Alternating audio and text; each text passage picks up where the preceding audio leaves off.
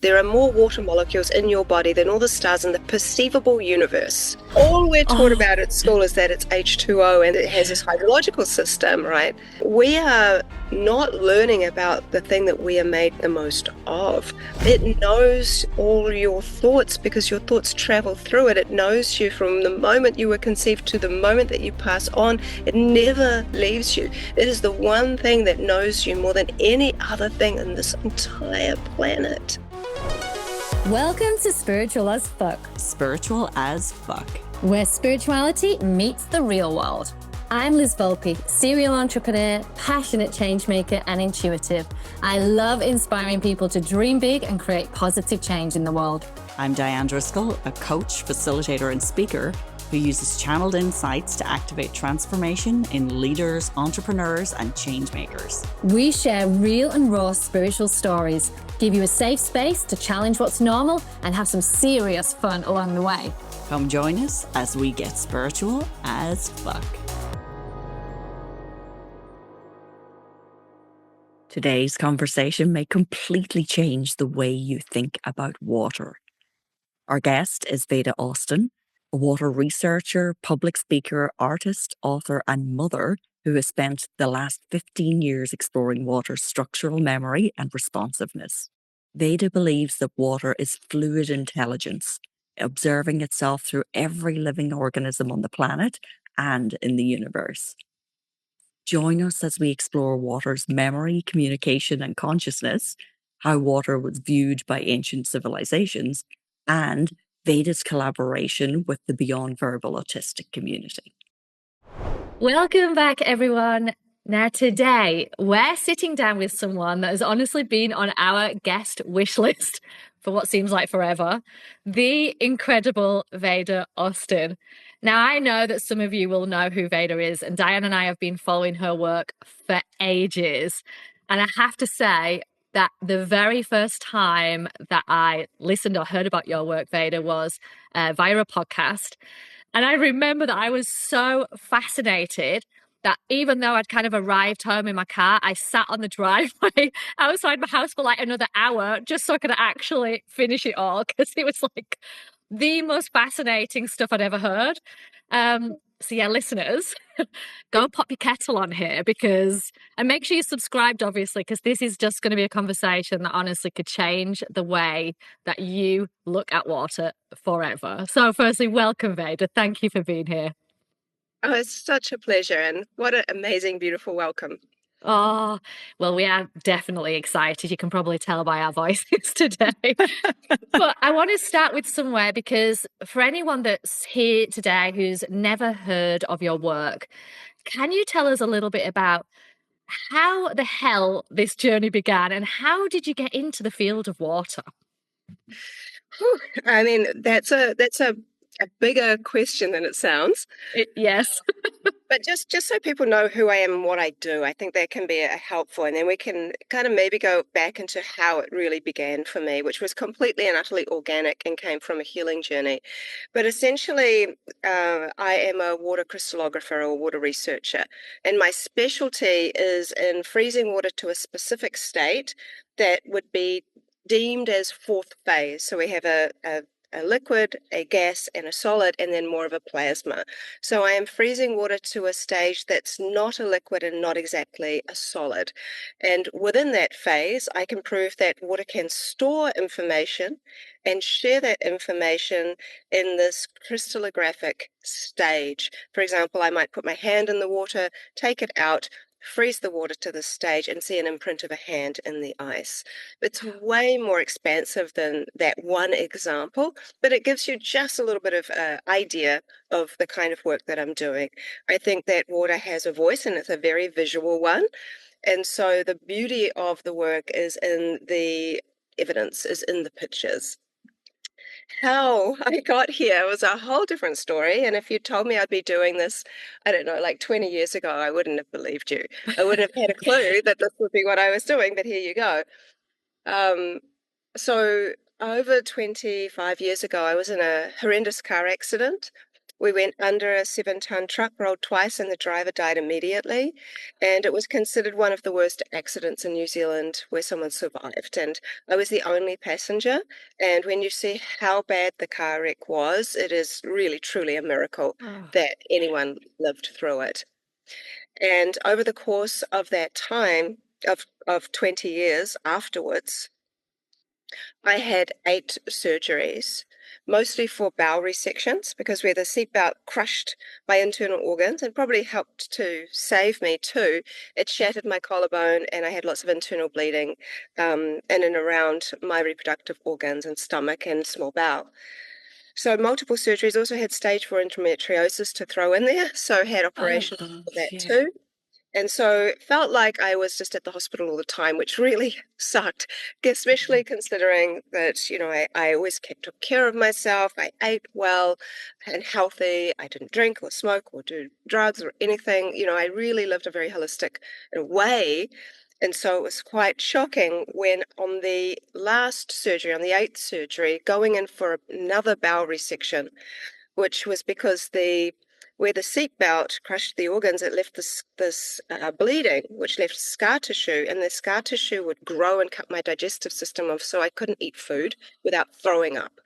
So for a year, I was like on a almost like liquid diet, like what you'd feed baby. I ate Yeah. some baby food, it was like soups and baby food and smoothies if I could even manage that. And every time I would be sick, and I've had children now, so I can say that it was like being in labor every day. The pain was Oh, so God. excruciating. And so having this bowel resection, they cut that scarred part out and then sewed it back together. And then the scar tissue around where they sewed it together grew. And the same problem kept happening. And eventually they put a stent, like they put in the heart, but they put a stent in my small bowel to keep it open. And that's worked amazing, and I don't have that Wow. issue anymore. But when they did that, it was a far more extensive surgery, and I was in for like 6 hours and under anesthetic. And so when I woke up, the doctors were saying, "Well, you didn't recover well. Now you have showers of blood clots in your lungs." And they said it was because of the type of surgery, the length of surgery, and the length of anesthetic, and all of this other bits and pieces. So they said, "You're going to die if you don't take this blood thinner." And so I was taking warfarin, which was the blood thinner that they gave me, and they said, "You might have to do this for the rest of your life," which was really quite confronting to imagine. And so for 3.5, 4 months, I took warfarin, and then they did another chest X-ray, and they realized, oh, okay, there's no clots, which is good, but Yeah. keep doing this, maybe forever. And so I made a decision. It was a as far as I could, as it could be, it was an educated decision. And it was also based off something that doctors had told me that my body wouldn't be able to do, but I had already done.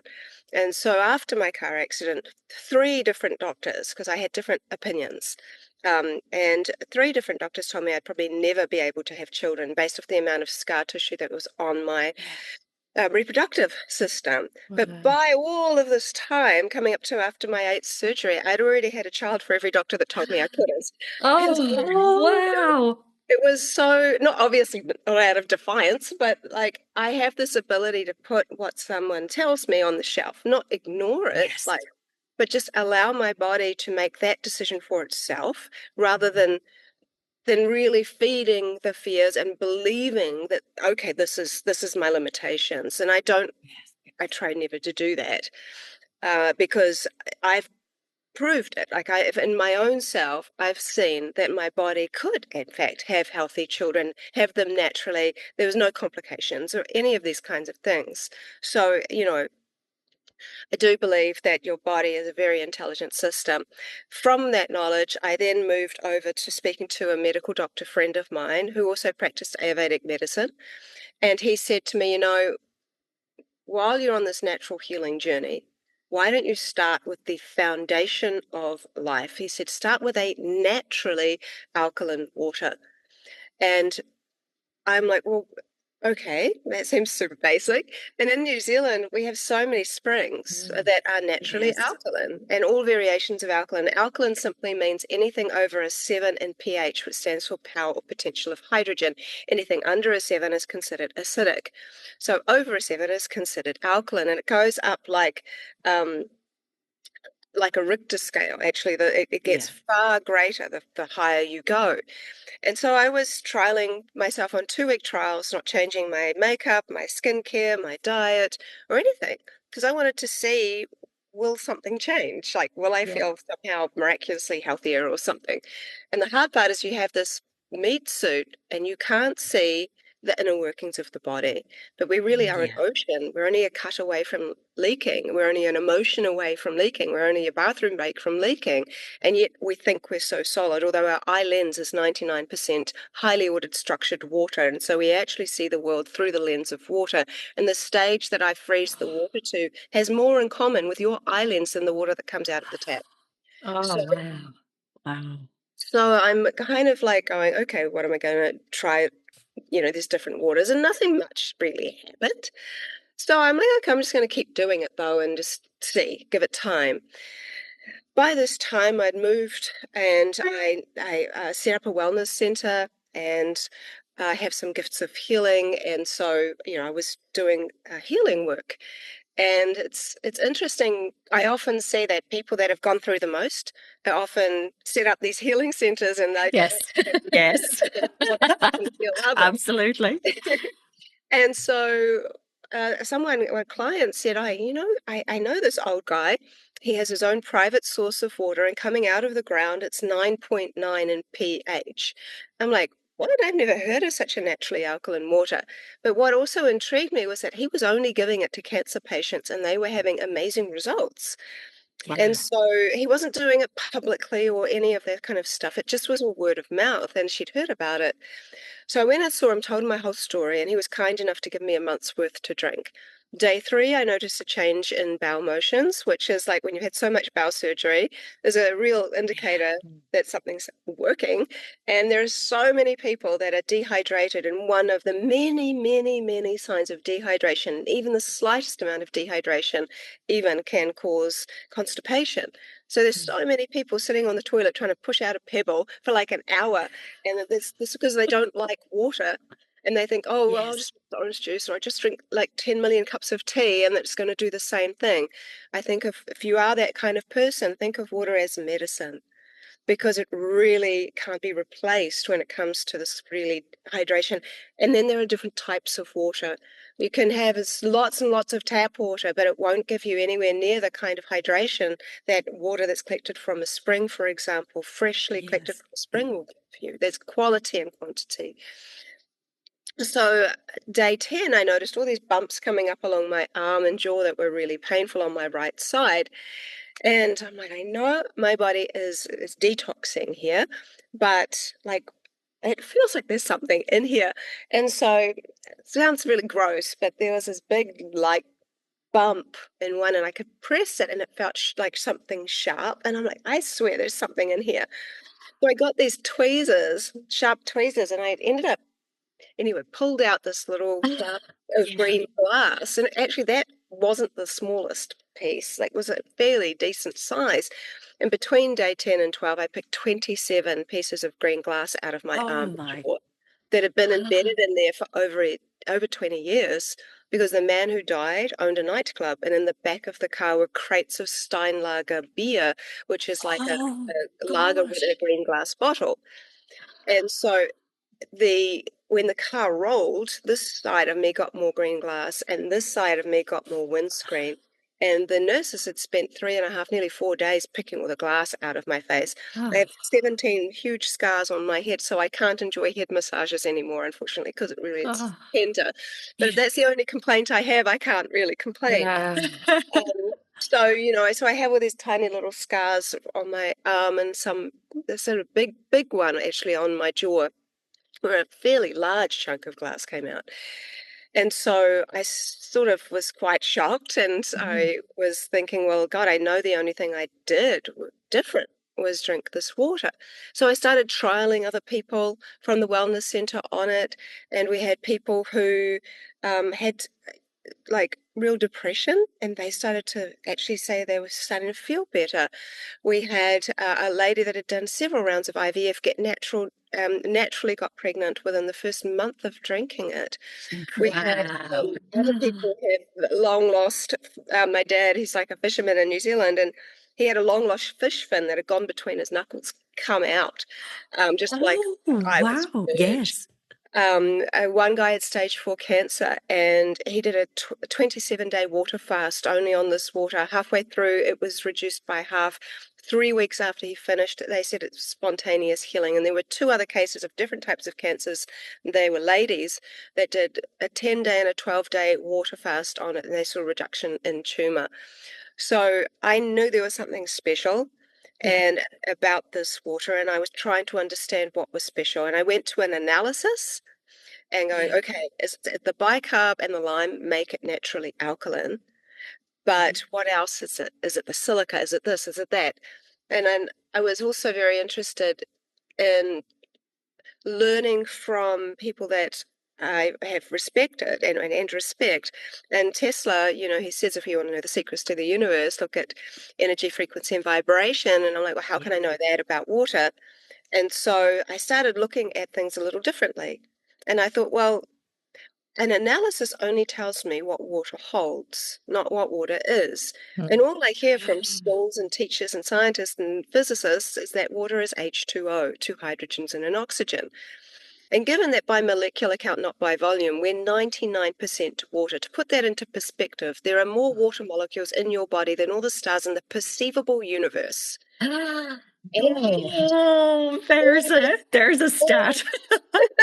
all we're taught Oh, about at school is that it's H2O and it's it has yeah. this hydrological system, right?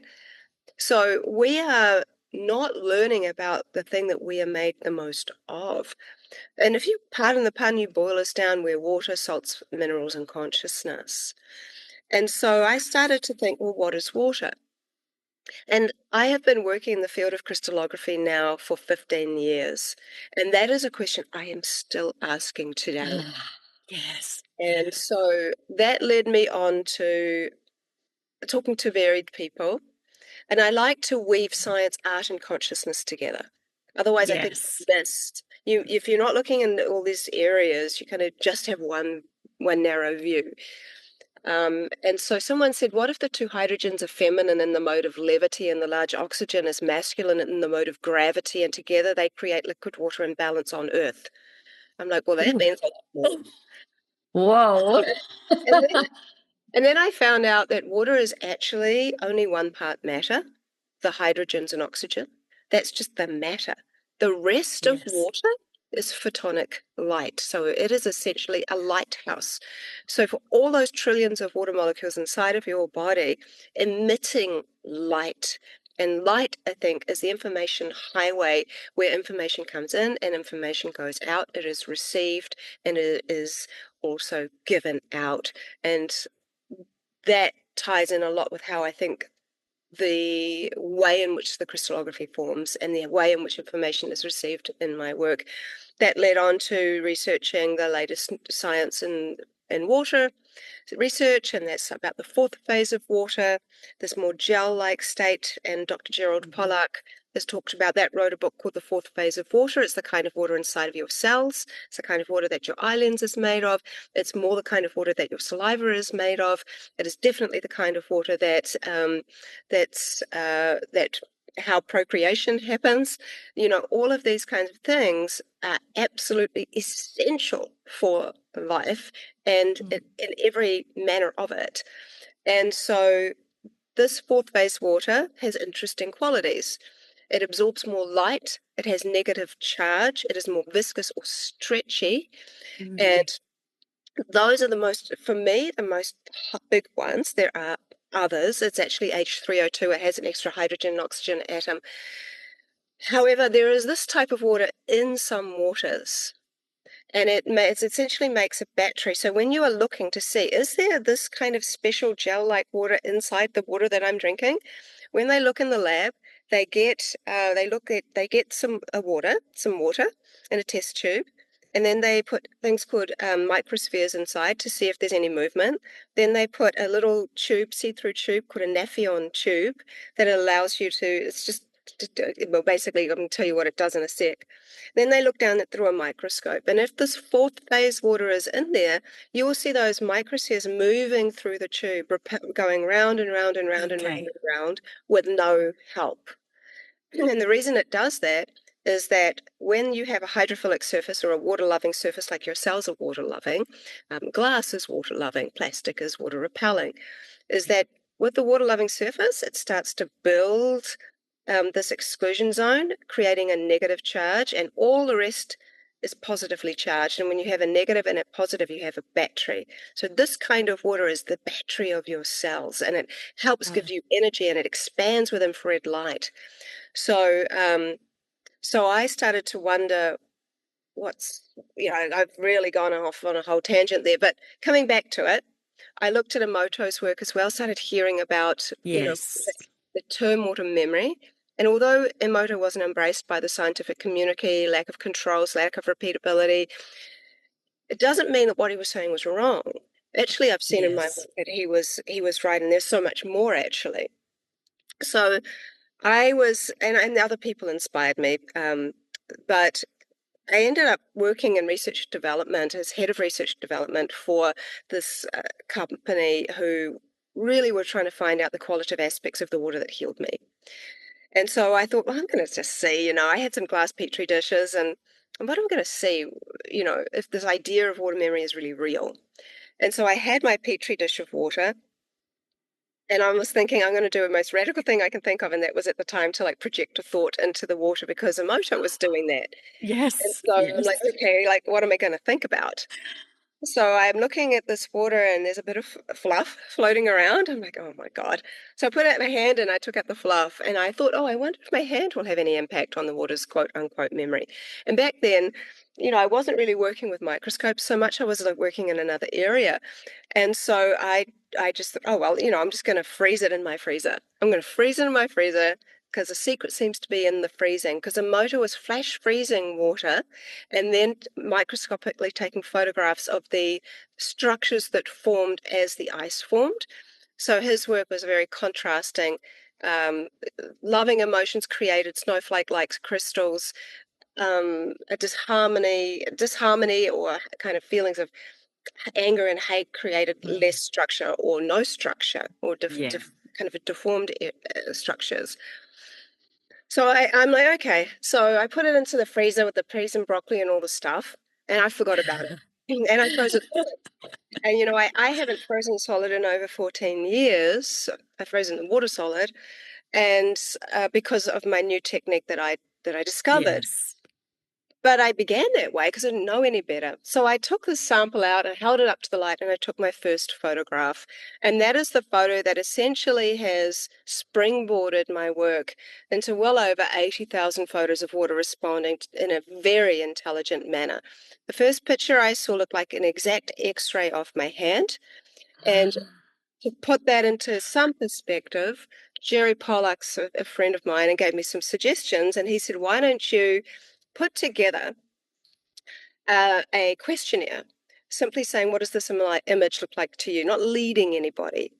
And Yes. Yes. and so 298 people did the survey. It was circulated by people that I knew, so people didn't know it was coming from me. It was before anyone much knew about my work. People didn't even know what they were looking at. They were just looking at the crystallography, but they didn't necessarily know it was ice. And so anyway, 98, 90, sorry, 85% of people were able to recognize the images for what the original influence was. And 100% of people recognized three images, and this hand image was one. So Wow. I You're bring very that up to first. address this pareidolia that some people bring up. It's like where you look at something, a crack in the wall and say it looks like Mother Mary. But Yes. Or cloud in the sky. Yes. the cloud in the sky.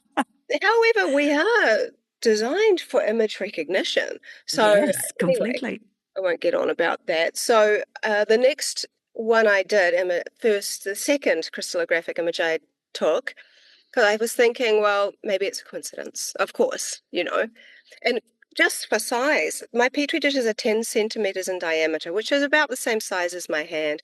The image took up half of the dish. So we're not talking tiny, we're actually talking quite Yeah. large, and Yes. definitely visible with the naked eye. And so I went and I collected some seawater because I thought if any water is going to be naturally informed, it would be the sea. Collected the seawater, froze it, and saw this amazing fish with gills and eye and fins and scales and tail. And I'm like, oh my God, this is like the best thing I've ever done. And then my freezer became my most used household appliance, and I kept Freezing everything.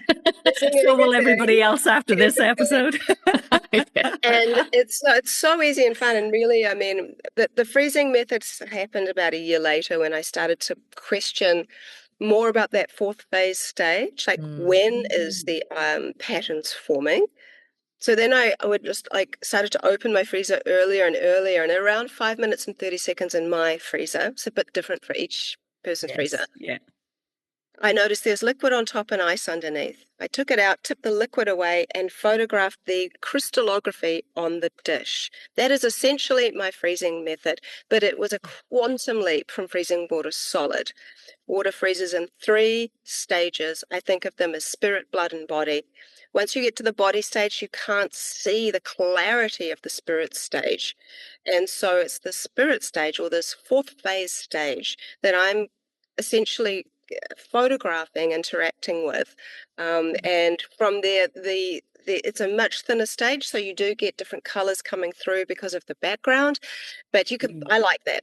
I play with that because I think that's fun. Yes. But the actual structures are phenomenal.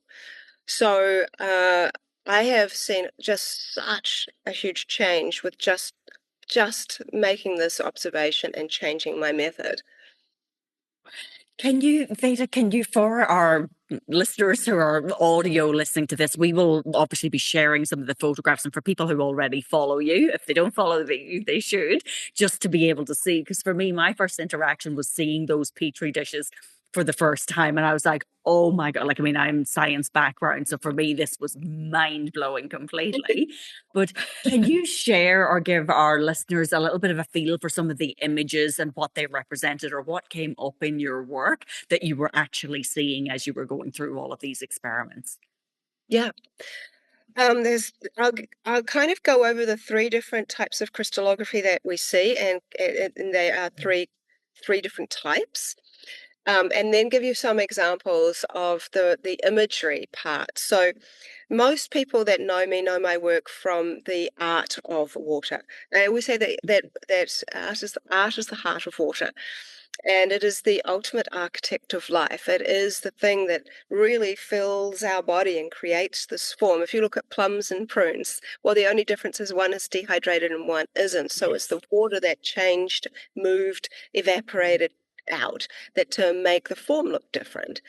And so what I've seen is just as water freezes in 3 stages, it also has, so far anyway, 3 ways of communicating information, if you will. The first one is a signature pattern. So a signature pattern simply allows you to see what kind of water you're working with. So, for example, rainwater repeatedly forms this kind of fanning pattern. If you can see my hand, or maybe for those readers, I'm just kind of like opening my palm up with my fingers and sort of curving it slightly. It's just a kind of a curved fanning pattern. For spring water, now, this is specific to spring water that is collected and frozen within an hour or two. It forms large, what I call star fern hexagons, a 6-pointed star with ferns off each leg, which form a hexagonal pattern. And the larger they are, the larger the energetic state of health of the water is. Now, I can get into that maybe later, what I really mean by that. But essentially, we're seeing large hexagons. Now, that kind of water, spring water, it is extremely sensitive to artificial light. So what I always see if you go to the supermarket is that here we have this best spring water, blah, blah, blah, blah, blah, but it's in a see-through bottle. And that Yeah. affects its structure so dramatically that when so many people, when they go and do my work, they go and they buy a spring mortar because maybe they haven't had access or they don't know where their nearest spring is. And they go, oh, I don't see these hexagons. Well, that is because within 72 hours of being exposed to light, the structures have degraded in a very specific order. They go from, Wow. in two ways, they go from the hexagon to end up becoming like little dots. And then they also go from the hexagon, and then they kind of go into this fern shape and then to this grass shape and end up being little lines. So they end up being like a mix of ferns and stars and lines of all of the ways in which it's degraded. And so by the time it gets to the supermarket, often you're seeing something pretty, like these little stars and stuff, but it's actually degraded a lot from its original Yeah. strong hexagonal structure. And this light piece is such an important one when you consider that water's like a baby, imagine, in the womb of the earth. And then it comes out and it's going, oh my God, and now we have all this light. And it is very most people don't think about that, and they think put it in the sun. But if you look even at oh gosh, what's his name? It's not coming to me right now. He's so famous. I think it's a quote in the back of my book, and I really want to talk about him. Um, Victor Schauberger. There we go. So Victor Okay. Schauberger, who's like known as the water wizard, back in the day, he was like this amazing um, man who understood the dynamics of implosion rather than explosion. And he understood water in such incredible ways. And he worked in the forests and all kinds of stuff in Austria. Anyway, if you haven't heard of Victor Schauberger, I really recommend you look him up. He also worked with anti-gravity devices, and a lot of that came from his understanding of water. Um, and so he was following the nature of what water likes, where it's most alive, if you will, and it gets very sluggish and when it's in too much light. It far prefers moving down through dappled light through the forest, you know, Yeah. where there's like the little light beams that come through. Like I love that too. And where it's just kind of it's very much more sluggish when it's exposed to a lot of sunlight. Moonlight, however, is a different thing. So anyway, Ooh. that's a whole nother topic too. But moonlight actually is far more activating. Sunlight is just more, well, imagine how we feel. Water's not much different to us. It is us in Yeah. so many ways. We relax. We go and we lie in the sun. We feel like hot, like right now. Like I don't know how much I've been fanning myself before we got here. So humid in New Zealand, and I just trained like Pilates and whatever, and all like boiling hot. But I'm just, oh God, I just need to rest. So I know that my water in my body is responding in exactly the same way that it does outside of my body. So Yes. that was really helpful. And then you have tap water, which has a lot of disordered patterns, lots of lines and dots, really. It's like Lego all over the ground, but that Lego can be put back together in a structured form. So that's a whole separate thing. But so what I'm photographing and what I'm looking at is the crystallography and the energetic state of health of water, or the life Mhm. force energy of water. I'm not looking for whatever the water is holding. In fact, I can't really do that because this stage that I freeze the water to, the water, in fact, has split itself up. It's pushed all those solids out. For it to be a fourth phase state, it's pushed the solids out of itself to create that negative charge. Where the area where all the solids and salts and all the stuff that's in the water is pushed out, that is the positive charge. So this ice, when you've got the technique right, is very clear, very thin, very clear, and it doesn't have the things that darken ice. So if you want a completely clear ice cube, for example, you would use distilled water that doesn't have Mhm. all of Yeah. the things in it. And this stage has pushed those solids out, the things that are in the water out, to create this very pure state of information. And it's like water takes on the information and goes into formation. So that's the first stage where you have these specific patterns that represent specific types of water. Yeah. The next stage is the art of water. And that's one of my favorite stages, just because for years, I worked professionally as an oil painter, so I see the world through the lens of water. But I also started going to university to study archaeology because I love, the ancient world. So I kind of Ancient, love to yeah. weave everything together in my work now. I just came back from Egypt and I just did all the I crystallography. know, I've been dying to ask about it.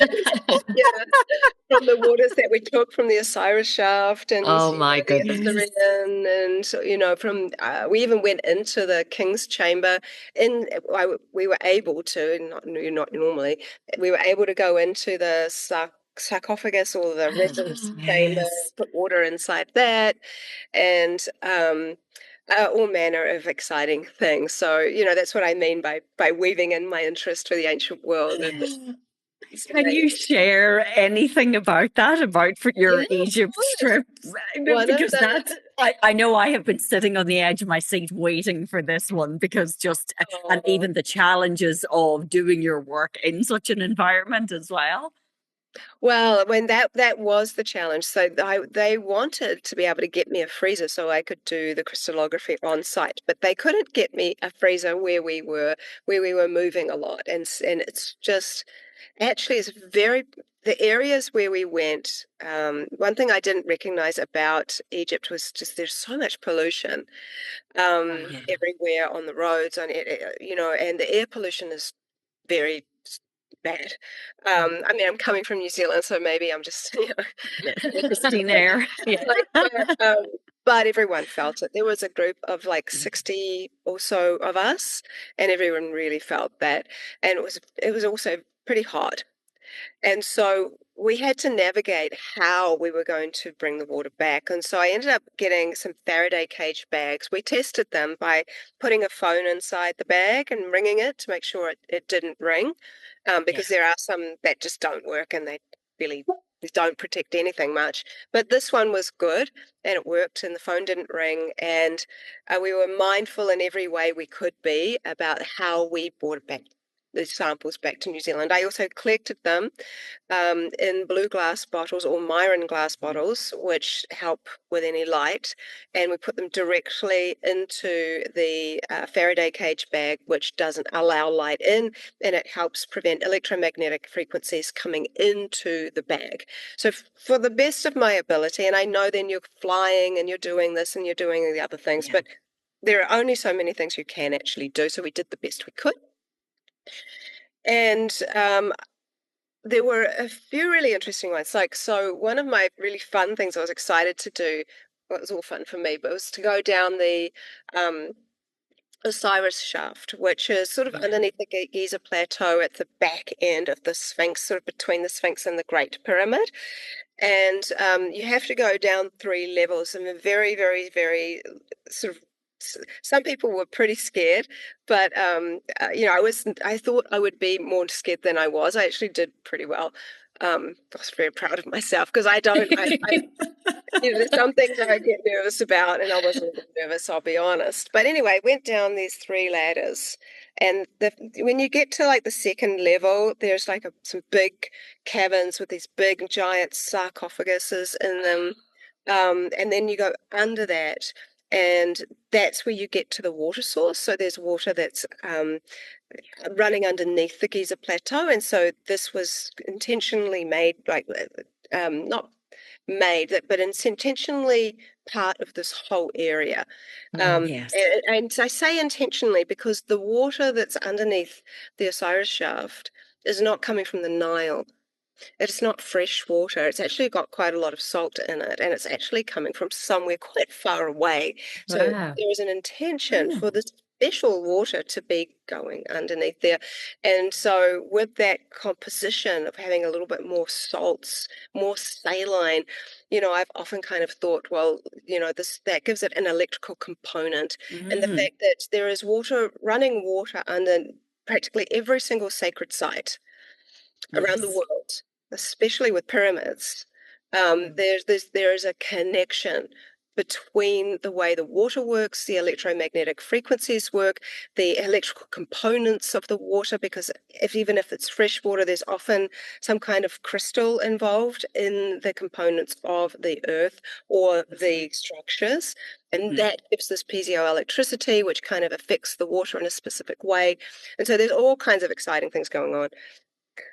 So we went up I had a private, because I'm also was filming for a documentary that I'm making, and we've just kind of got the trailer out. And so we were filming. It was just 6 of us, and we had a private in the Great Pyramid.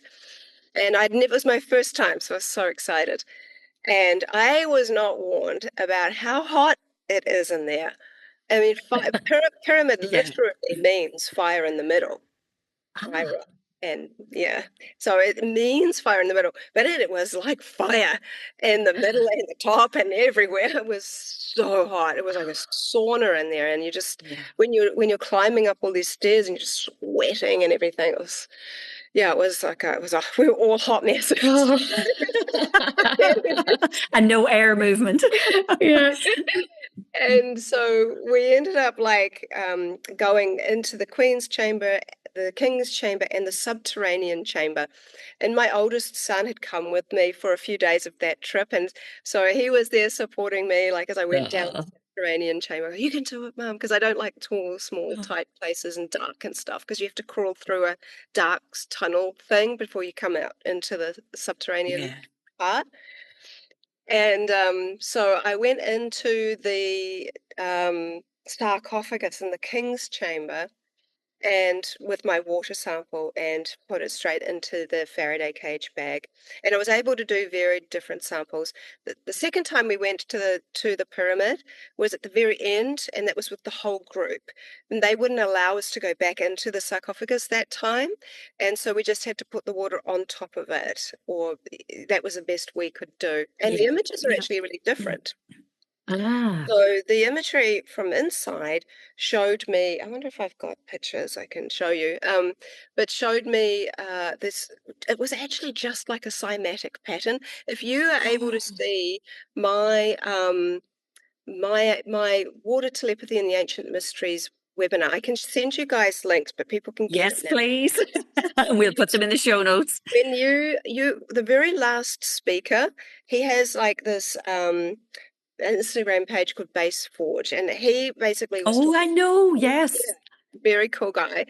And Tyler, and he was just talking all about the cymatic imprints. So I don't do cymatics. However, I'm obviously doing crystallography, but they all tell the story. And so he was going through all these specific cymatic patterns from different frequencies. And there was one, and everybody was like on the chat going, it's just like Veda's image from the Great Pyramid. There was one that showed almost like 4 chambers. It was like a kind of 4-sided flower. It wasn't really like flower-like, but it was a different image than I've ever seen. And it was really quite amazing because it showed these 4 chambers. And then I did a couple more. We're using that water, and that 4 kept coming up. The next one was like a cross with like a square with a cross inside. So again, 4 chambers. But in one of the chambers was a pyramid, and the other 4 were empty. And I'm like, what does that mean? And so it just kind of led to more questions, unfortunately, but it was super, super interesting. And I actually think, and it may well be that there are 4 chambers rather than just these 3 within the Great Pyramid. It could also potentially mean that there are 4 aquifers or 4 water sources that are around it, not just maybe one. So this 4 just kept on coming up as like a real reference to the King's chamber. In the Queen's chamber, we had very different crystallography. In the Queen's chamber, we had the first one I did was a sample that looked just as if I had gone and got seawater. So it had the seawater patterns, which essentially in hydroglyphs. So we only covered the 2 ways that water shares information. It's important to add the third. The third is where I'm getting more scientific attention from, and it helps us understand the messages, if you will, in water. Because surprisingly, water actually has a language of symbols, and it's not just some woo-woo thing. I have the most repeatability of I don't know how many people have been doing this area of water research, but huge amount of repeatability. To say I have one hydroglyph, I have to have seen the same symbol appear at least 50 times using the same Wow. inputs. And I'm using written words, not just in English, but in lots of languages, the same word in multiple languages. And if I see the same, and by this whole thing goes like this.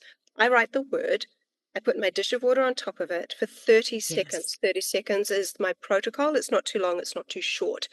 Water is not interested in what you're showing it if you're no longer interested in what you're showing it. But if some people think that, oh, it's going to be much stronger imprint if I leave it for 5 hours or 5 years. No, your attention span is what keeps you. Ah, And okay. Yes. once your attention span is there, then the connection is there. And so I put the dish on top for 30 seconds, remove, and freeze using my freezing method. Now, someone could say, oh, well, now you're expecting to see this image, so now it's repeating because you're expecting it. Well, firstly, by saying that, you're saying what is reading my mind. I believe that it easily does that, but that is not what is What's happening. happening? And the reason why that is that the moment you have an expectation for the water to do what you want, you are shooting yourself in the foot. Because in my experience of being prolific in this work, I would say that it actually doesn't help at all. Your expectations actually stop the process. Being neutral is the best way. Yes. Neutrality. Yes. So if you are attached to the outcome, water will often show you something else that it will help you, but it might not be what you're hoping to see. So this is the problem. A lot of people that start with this work and go, they don't have high expectations. So they get amazing You results and they don't go, get it. oh, Yes. Yes. amazing. And then they just think, oh, I know how to do this now. I just Yeah. do this and do this, and water's going to now do this. Because they're not thinking that water has an intelligence. They are assuming that the intelligence is just with them and that water is a Yeah. machine that is imprinted, they're imprinting on it, and therefore it's just going to show. No, that is not my experience. Water is not reacting, it is responding, and it can decide, if you want to use that term, I don't know another term, to show you what you are going to see that is going to Yeah. best benefit you. And so it has kicked me in my butt so many times when I bet. my ego's gone, oh, I am, let me show you it can do this, and then it won't Yes. do it. I'm like, oh, that's right. This is not just some joke. This is something I need to actually take seriously, and I need to become neutral and not attached to the outcome. Mm. So actually, It's by so doing, sorry. it's so important to say it just because I know through following your work so much, just when you talk about water having intelligence and a consciousness, it is like it's not just holding information, that how you're describing it there, that it can choose to, whether it is choosing or not, but there is a respect and an almost like I want to say the words ebb and flow, like there's that communication between you. And if you're able to stay neutral, then it will present the information that it wants to present to you. Mm. Yeah, well, it's a conversation. And I would Yeah. say that it's not that I just think that water alone is conscious. I think water in its multiple forms. And I've been working with some incredible people, and some of the most inspiring people I have been working with come from the autistic beyond verbal community. The Yes. people I'm working with like that term beyond verbal, and they can communicate through letterboard, so they can type, they can use a letterboard, but they're also telepathic, and they are tuned into other realms of consciousness. And to me, they've been just so helpful. I'm writing my PhD, and like for my work, the tributaries that they've been helped me go down, like the connections between amniotic fluid. I've always thought that held Oh, ancestral yes. information, Mhm. but to talk to them to an expanded way that they view amniotic fluid, saying that even if we were to study more about amniotic fluid, we would actually not only find traces of DNA from our ancestors, but even for the beings that have come to stand with us, like angels, or Yeah. whoever it is that is meant to be our protectors in the spirit world, like they've gone into so much detail that has been quite, even to one person was talking about how just our observation looking for water on Mars is seeding water on Mars. Yes. And so, Yes. it's so huge. So these amazing young people who people sadly just overlook and think don't have anything going on have such wealth of information. We've found this way that they can communicate, and part of my documentary is the interviews we've done with them, which is just about water, and it's just so Yes. they are all saying there are at least 7 stages of water. But one young man I work with, Brandon, says there are 10. And then he expanded on that in the last webinar I was just talking about, because you see telepathy in real time. You get to meet the people I've been working with. You get to see this is Wow. symbolic, see kind of like, oh, and you can see how engaged they are. They're with their parents. They're not being coerced. They just have so much Yes. excitement and knowledge, and Yeah. it's very true and real. So I've been inspired by that. And so why I'm going about the consciousness thing is actually, I think it could be that water is consciousness, not in the Yeah. way we know it. And that is also because water and creator are so intimately intertwined that they seem to be like one. And then you go into like water and spirit, and how when someone passes, or when someone even is dreaming or has an out of body experience, or astral travels, or any of that kind Yeah. of stuff. If you believe that someone has a soul or a spirit, and that when they die they move somewhere, lots of people believe this, including me. Yes. And so I would say, well, how? How does the transition happen? If you look into water and you understand that we probably know not just like a pin drop about water, which means we only know that much about Yeah. ourselves. Mm. When you watch water evaporate, it very much looks like, for the people that can see spirit, they talk about it looking more cloud-like or like vapor, or they can make it out in these kinds of ways. People that see people transition from one state to another describe them in this way.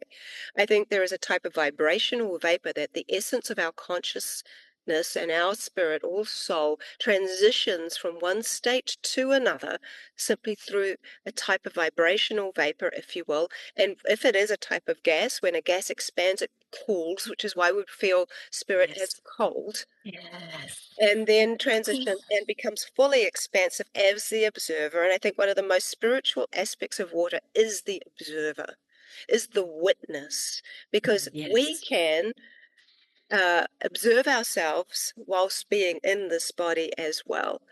And I think that's a very interesting thing, because everything we experience is in two worlds, the one we live on and the one we live in. And this one we live Yes. in is how we experience the one we live on. We see through the eyes, we hear through the ears, we taste through the tongue, we smell through the nose, we touch through the senses of the hands, for example. All of it is felt within. Every part of those things Yes. we think in our head. We have all of this. But where do we actually experience anything outside of this container Yes. that is the body? Mm. Well, we can observe ourselves. People that have had these near-death experiences have this sense of rising and looking down and being unattached to the body, simply being an observer before going on for other things. We can have experiences of out of body experiences through various different ways, through meditation. Some go through different psychedelic experiences and have an observation of themselves. My son broke his wrist skateboarding. He had to go to hospital, and the doctors gave him something called ketamine, so that he was kind of still there, but they had to, work on his wrist and put a cast on it. And I was sitting there, and he says, "Was Rama, my son, he's going to be there, but he's not going to be there." And I'm like, "Oh God, okay." I never seen this before. So No. he put it in this vein, and it was like 1, 2, 3, Rama was gone. Like he was like, "What the?" And then his eyes were like bulging, and he was looking around Oh, scary. whilst they were working on it. It was kind of weird, to be honest. Yes. Yeah. After he finally came around, I was like, "My God, what was it like?" And he said, "Oh, Mum, I was looking at myself." He said, "I was in the corner Yes. watching myself being worked on. I was looking at you." Joking with the surgeon guy, and then he said, and then he went into some wormholes and did all kinds of other things, but he essentially became the observer of himself. And I said, Observer. Yes. "Did you ever experience something like that before?" And he said, "Oh yeah, quite a lot." And I'm like, "What don't I know? What's going on?" And I said, "When?" And he said, "At school." I'm like, "What are they doing at school?" And he goes, "Yeah, I get so bored sometimes, like listening to the teacher, that I just come out of myself and like look at everybody's heads." And I'm like, Yes. "Oh, My yeah, son has okay." said things like this too. This is Yes. I've crazy. heard this How before. can we do this? This is all the relationship that our spirit, our essence, our consciousness has with water in states we just haven't yet identified. I believe we will be identifying more states in the near future. I do believe that. I don't see any reason why this vibrational state cannot be perceived, not be photographed in some way or filmed. And so I am hopeful that in the future we will be able to see this. And the autistic beyond verbal community that I've been working with talk about this stage. They talk about even Absolutely. Yeah. thought as being a state of water. And also, Oh, when two frequencies come together to create light, that is a state of water. I think intuition is a state of water. And there's many reasons I say all of these things. And one example that I would give you is when I put my thumb into the water and remove it and freeze it. What you see is an imprint of the thumb with a perfect nail and the little wrinkles you have, around the knuckle. yes. But in the ice thumb picture, there is a chip in the nail, very clearly. Well, I chipped my nail in exactly the same place 3 hours later. And this is not the first time I've seen this. Water is not stuck in time and space the way we think it might Yes. be or the way we might have been taught. In fact, this is not even new. In ancient Sumerian times, in ancient Egypt, they would do something which was called hydromancy, where they would look into the waters to tell the future. The Oracle of Delphi was looking into the waters Yes. to tell someone's future. But it isn't limited to the future, this now moment, or what we would term as the past. I've collected water from an area where there was a lot of Maori settlement. And my father's native New Zealand Maori from New Zealand here. And I thought, oh, let's just see what it shows. And it designed this image, which as soon as I saw this image, it was so clear. And I said, that looks just like a Maori pātaka, which is like a Maori food storage hut, which is on these long poles. And it's like a little hut, and they would store food and water in gourds quite often in there. And there was also like an image of another one behind it. And I'm like, you know what? I'm going to go and see if I can find any historical pictures that even look like anything like this. Like, this is Yeah. too clear for it not to be something. So it wasn't long before I found a sketch that was done from a period of time in the 1800s where it's like, when was it, like 1890 or something like that, or in the early 1900s. I can't remember the exact date, sorry. But anyway, it basically was of the area close to where I took the water from. And there was this pātaka there that the sketch was there. It looked exactly like the images that I've taken. I put them side by side, and it's undeniable. And the Oh, wow. details are absolutely phenomenal. And water would have been taken in gourds and held in these pātakas, which was Yes. probably why we Yes. saw them, which was what the relevance to water was. But that was over 100 years ago. And My so goodness. That's you still have held. this beautiful kind of like Well, it's not just the past, the present, or the future.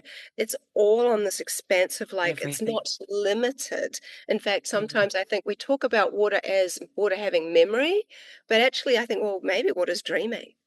Maybe water's Oh, imagining. Why is it oh just God. remembering? So, Yes. Yeah. there is this whole thing. And intuition, that hit we get when it's like, oh, maybe I shouldn't do this thing. But your mind says, oh, but come on, you got to Yes. do it because so and so expects you to be there.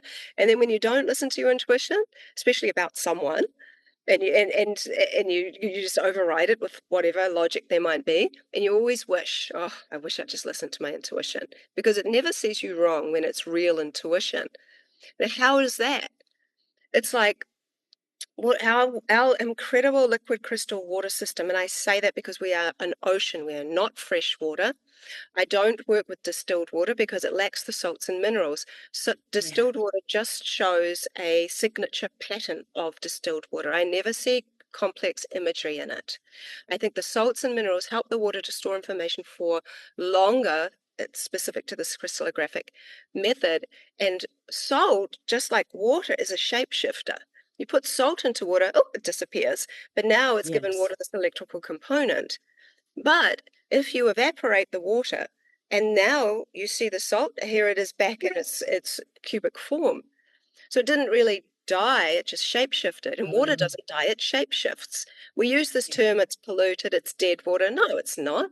It's just in a state that's not very, very cohesive. It will evaporate and change. It Yeah. reincarnates for all to see all the time.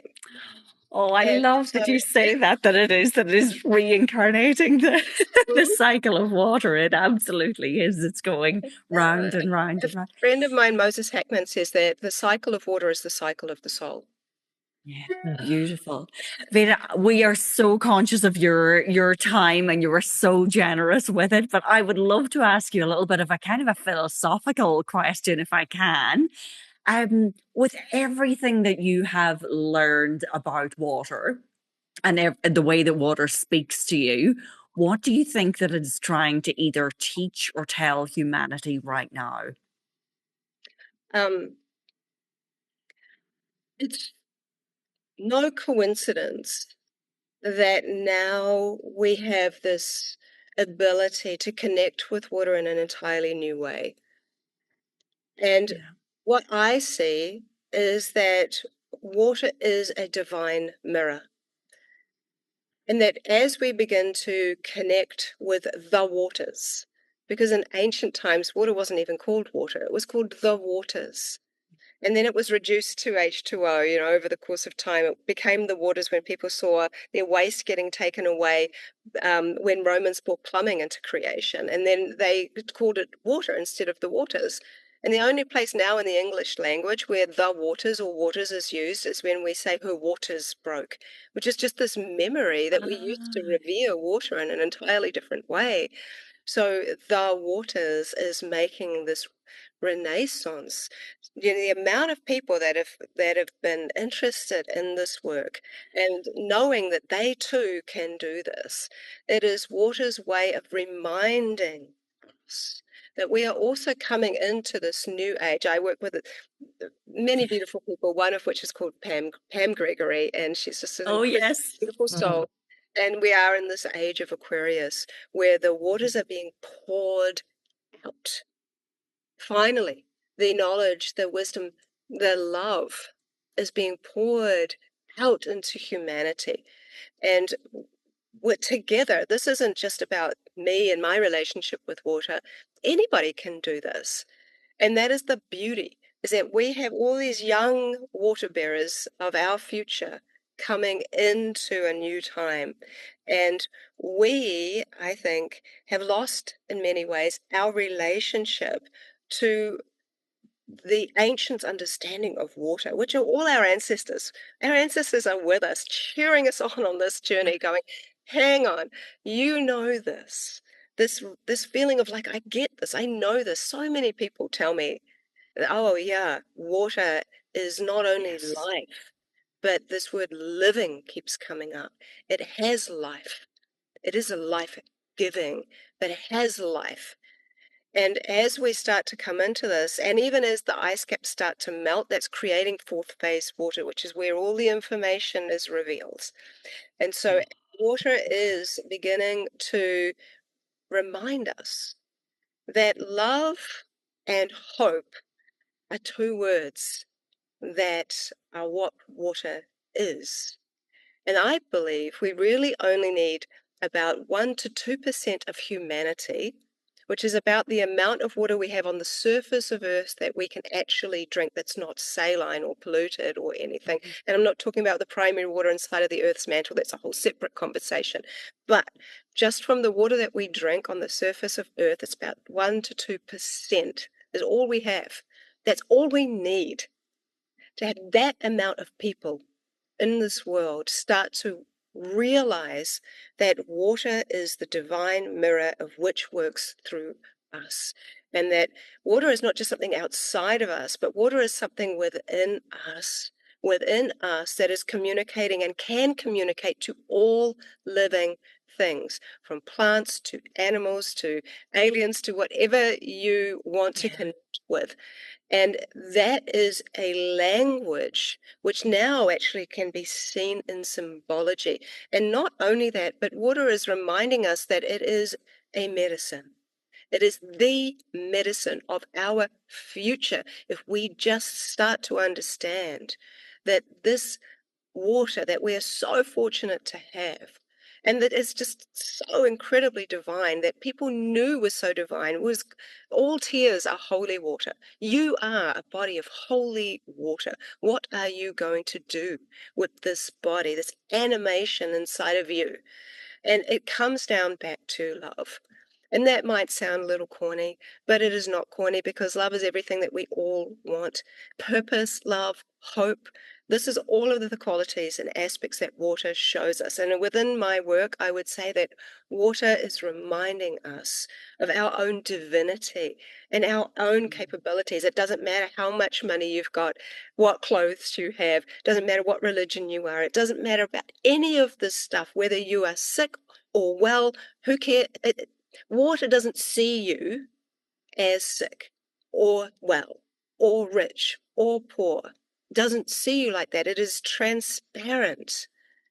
It knows all your thoughts because your thoughts travel through it. It knows you from the moment you were conceived to the moment that you pass on. It never leaves you. It is the one thing that knows you more than any other thing in this entire planet. And we just forget about it. And so it's that reminder that we are never, ever alone. We have trillions of water molecules in our body, and they are all cheering for us.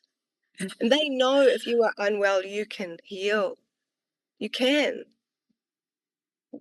Thoughts become things. Water in all of the crystallography I've seen and done prove that without a shadow of a doubt. Thoughts become things. If you think you can or you think you can't, you're right. So take the limitations away and become like water, like Bruce Lee says. Water becomes the cup, it becomes the teapot. What are you going to become? Water has become you. What does that mean to you now? Wow. What a way to finish. Oh my God. Oh my goodness. So beautiful. For anyone that has just had their mind blown, head to the show notes. We are going to put all of the links to Veda's work. Obviously, the documentary. We will be sharing how you, as a listener, can support Veda. Oh my God, we would love to do a screening over here in Australia if you ever fancy that. By the way, I would love that. I would love that. Okay, we will chat. And Ireland. Yes. Absolutely. Ireland is somewhere I've never been. I've been invited so warmly by so many people. I have to get there, honestly. I do need to let me know when you're coming. I will. I will. Actually, reach out to Danielle and my lovely PA. Yes. Get that up. Yeah. We will. Absolutely. Thank you so much. So fascinating. Keep doing this work. Like, it's just amazing. For everyone listening, yes, wow. Please share what your thoughts on this. I know that you're going to love it as much as we did. Veda, thank you so much. Have an amazing day today. Thank you. You're very welcome. If you have enjoyed this episode or are a die-hard fan of the show, make sure to subscribe right now so you don't miss out on future episodes. And to share the love, you can give us an awesome 5-star review. Help us create a world that is spiritual as fuck.